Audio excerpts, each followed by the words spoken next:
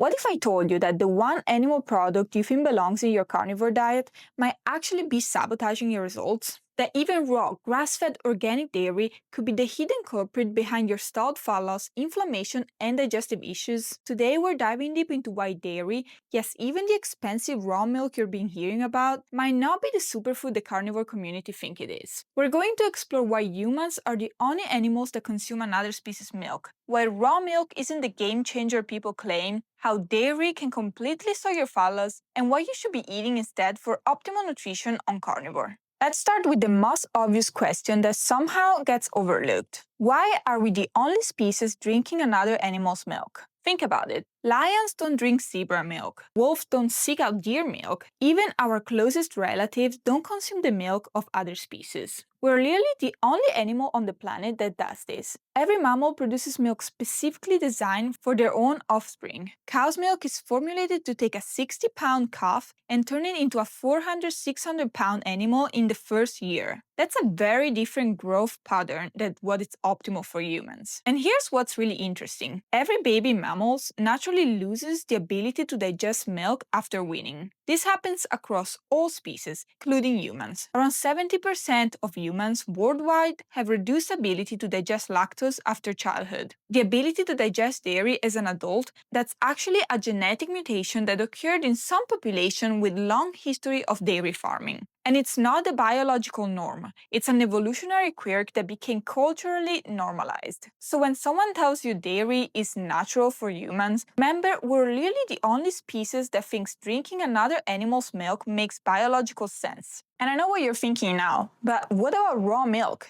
It's completely different. It has enzyme, it's not processed. Well, let me break down why raw milk, despite all the hype in the animal-based communities, still present the same fundamental problems. Raw or pasteurized, milk still contains casein, specifically A2 casein in most commercial dairy breeds. This protein can trigger inflammation responses regardless of whether the milk is raw or not. The inflammatory potential of caseins doesn't just get destroyed by pasteurization because it's not about processing, it's about the protein structure itself. Raw milk advocates claim the natural lactase enzyme in raw milk helps with digestion. But here's the problem.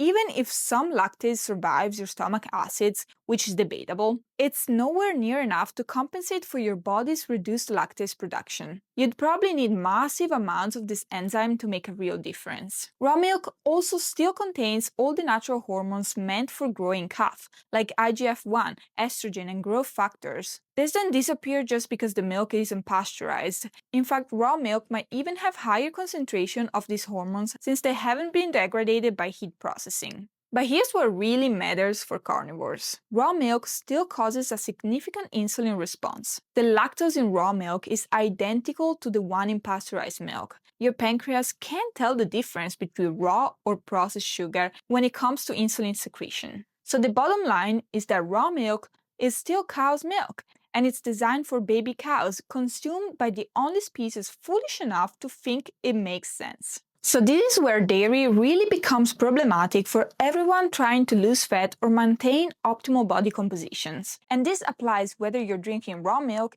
eating cheese, or having cream in your coffee. Any dairy product, especially milk, causes a surprisingly large insulin response. And we're not just talking about the lactose, so the milk sugar. Dairy proteins, particularly the whey, are highly insulinogenic. Some studies show that milk can cause insulin spikes comparable to white bread despite having a low glycemic index. So why does this matter? Elevated insulin inhibits fat oxidation. When insulin is high, your body shifts into storage mode rather than burning mode. You literally cannot effectively burn fat when insulin levels are elevated. Plus, dairy consumption raises IGF-1 levels in humans. While IGF-1 can promote muscle growth, chronically elevated levels are associated with increased fat storage, particularly visceral fat. This is the deep belly fat that is metabolically dangerous and incredibly stubborn to lose. So here's something most people don't consider. Dairy is incredibly calorie-dense and easy to overconsume. A glass of whole milk has about 150 calories. That splash of cream in your coffee is probably 50 to 100 calories that you don't even register as food. And cheese, it's even worse. It's designed to be hyper-palatable. The combination of fat, Salt and casomorphin, that are opioid-like compounds in casein, literally trigger the reward pathway in your brain, making it almost impossible to eat in moderation. Chronic low-grade inflammation from dairy consumption can also impair leptin signaling. That's your satiety hormone. When leptin signaling is disrupted, your brain doesn't get the message that you have adequate fat stores, leading to increased hunger and fat storage. And the result, you're fighting against your own biology when you're trying to lose fat while consuming dairy. One common concern is, where will I get my calcium if I don't eat dairy? Well, this might be the most successful marketing campaign in nutritional history, and it's complete no sense for carnivores. Calcium from dairy has very poor bioavailability due to the presence of casein, which can actually bind to minerals and prevent absorption. The pasteurization process also destroys enzymes and alters protein structures that would normally aid mineral absorption. Do you want calcium that your body can actually utilize? Here are the powerhouse sources that belong in a carnivore diet. Sardines with bones are my favorite. Their soft bones are completely edible and provide highly bioavailable calcium along with vitamin D3, which is essential for calcium absorption. Also, canned salmon with bones have similar benefits to sardines, but with a little bit of a milder flavor. And the bones are soft and easily digestible as well. Every other bone-in fish, like mackerel, anchovies, and other small fish consumed with bones, provide optimal calcium ratios. Then we also have bone broth and bone marrow.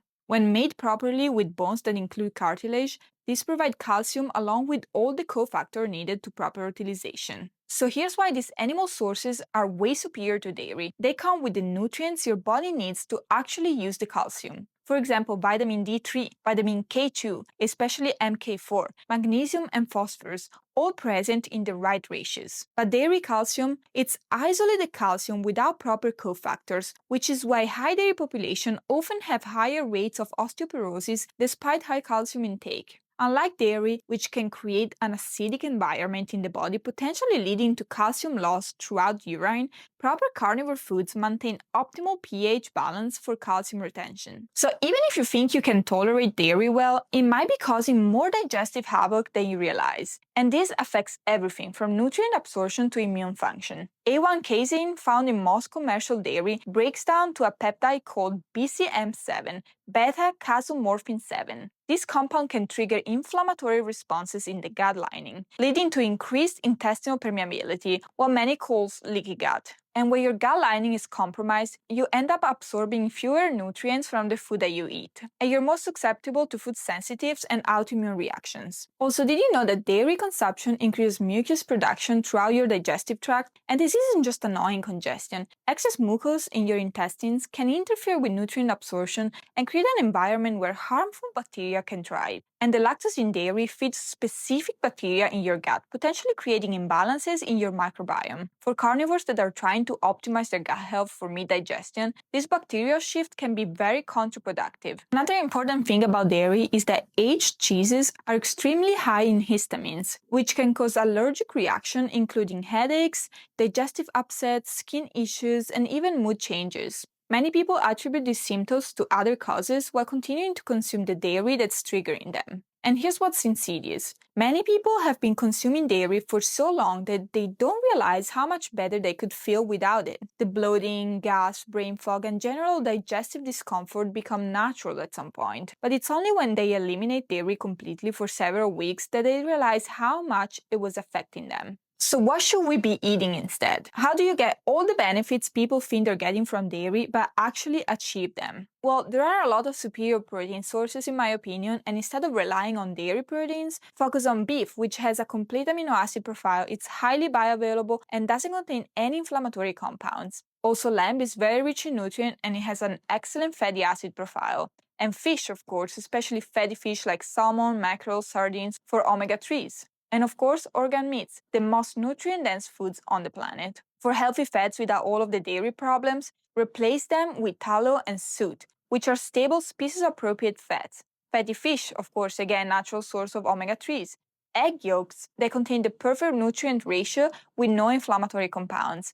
And marrow, which is very rich in fat-soluble vitamins. So here's a challenge for you. Try to eliminate all dairy for 30 days. No milk, no cheese, no cream, not even butter, and not just a little bit. Give your body a complete reset. And try to track these markers. energy levels throughout the day, digestive comfort and bowel movements, skin clarity, sleep quality, mental clarity and mood, body composition changes, and strength and recovery in the gym. I think that within the first week, you're probably gonna notice a reduced bloating and digestive discomfort. Between week 2 and 3, you're gonna have clearer skin, better sleep, and more stable energy. And week 4 plus, you're probably gonna notice improvement in your body composition and mental clarity. And after 30 days, if you want to test dairy, try to reintroduce one product at a time and pay attention to how your body responds. Many people find they no longer want dairy once they experience it, how much better they feel without it. But look, I get it. Dairy taste is so good, it's convenient, and it's been marketed to us as healthy for our entire life. But taste and convenience don't override biology. We're the only species that drinks another animal's milk past winning. We're the only species that think this makes evolutionary sense, and we're paying the price with compromised digestion, stalled fat loss, chronic inflammation, and suboptimal health. So eliminate dairy for 30 days. See how you feel, how you perform, how your body composition changes. So if this video challenged your thinking about dairy, hit the like button and let me know in the comments what's keeping you attached to dairy. Have you ever tried eliminating it before? What were your results? And subscribe for more nutritional content that cuts through the noise and focuses on what actually works for optimal human health. And remember, just because something comes from an animal doesn't mean it's automatically optimal for humans. We're designed to eat animals, not to be the animals drinking milk. Thank you very much for watching, and I'll see you in the next one.